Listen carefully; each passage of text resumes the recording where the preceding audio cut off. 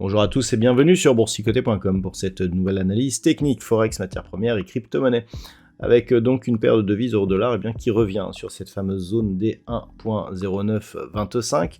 Une zone donc qui était attendue puisque c'était la zone de résistance qui correspond au dernier point haut significatif ici de cette dynamique, sachant qu'ensuite on était descendu quasiment en ligne droite.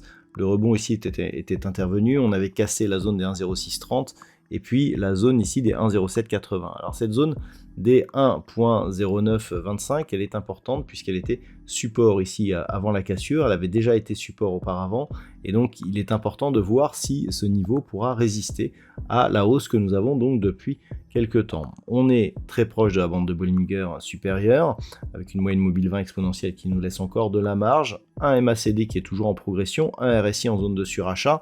On a vraiment tous les marqueurs d'une dynamique qui pourrait se poursuivre donc en direction du prochain objectif ici, cette zone des 1.1060, avec donc un risque, enfin une probabilité dans ce cas de rejoindre cette zone de point haut significatif que nous avions eu au mois de juillet. Donc pour l'instant on observe ce qui va se passer au niveau de cette zone ici des 1.0925, mais en cas de poursuite on validerait même une accélération de cette dynamique court terme. Au niveau de la paire de devises livre sterling contre dollar américain, c'est un peu moins dynamique, mais ça reste haussier.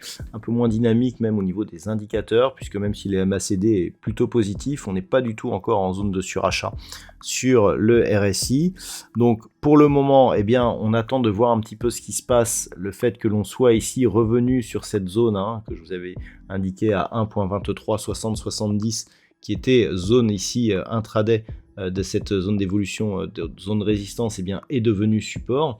Le fait que l'on revienne ici avec un nouveau plus haut significatif aujourd'hui renforce la probabilité d'un retour sur cette zone des 1.2610, qui, je le rappelle, est un niveau très important, puisqu'avant d'avoir été support ici, était déjà niveau de résistance. Il avait été cassé donc pour marquer cette accélération qui était quasiment venue au contact de cette zone des 1.20. Le fait que l'on ait cette phase de retournement, d'un point de vue, je dirais moyen terme, préserverait nos chances de poursuivre sur un mouvement haussier si on revenait sur cette zone des 1.2610. Donc là, pour l'instant, on n'y est pas encore, mais c'est un niveau à surveiller. Sur le métal jaune, nous sommes toujours dans une phase d'attente. Les cours sont durablement revenus au-dessus de cette zone des 1957 $ l'once, mais on ne parvient pas à rejoindre cette zone des 2005. Alors pour l'instant, je dirais que ça nous laisse une dynamique plutôt haussière, puisqu'on l'a vu, la phase de point bas que nous avions connue ici il y a quelques jours, correspondait peu ou prou à la zone de point haut que nous avions eu ici. C'était une zone intermédiaire, donc pour l'instant on est plutôt sur, je dirais, une poursuite de mouvement haussier, même si nous avons eu ici un contact sur la bande de Bollinger inférieure. On peut constater que les cours restent au-delà de la moyenne mobile 20 exponentielle et donc au-delà de cette zone des 1957 $ l'once.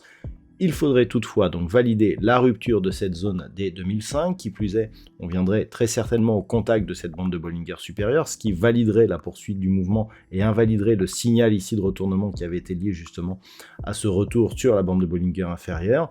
Et si tel était le cas, on viserait toujours ce même objectif des 2070 $ l'once.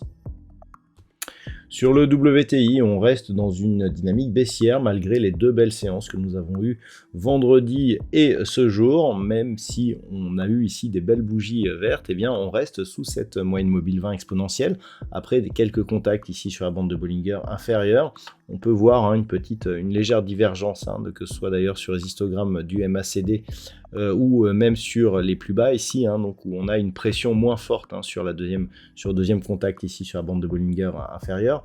Donc tout cela nous indique déjà un début d'affaiblissement de cette tendance, mais le fait ici que l'on ait cassé cette zone des 76,30, nous place déjà dans une phase de retournement. Il faudrait vraiment déjà revenir ici sur un point haut proche des 95 pour repartir sur un mouvement haussier. Donc on est passé sur une tendance plutôt baissière.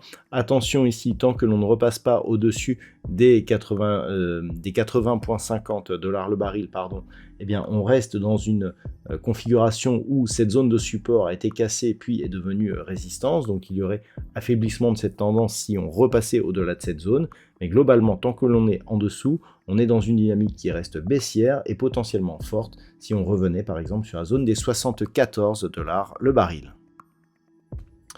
Et puis enfin au niveau du Bitcoin, eh bien, on semble revenir ici sur un mouvement haussier, donc des cours qui restent au-delà de cette moyenne mobile 20 exponentielle. Nous avons toutefois des signaux d'affaiblissement, notamment le positionnement de ces moyennes mobiles eh bien, est un positionnement qui appelle à un retournement de la tendance. Au niveau des histogrammes du MACD, on est dans la partie inférieure. Au niveau du RSI, eh bien, c'est assez neutre et on a là aussi des divergences baissières qui apparaissent sur le RSI.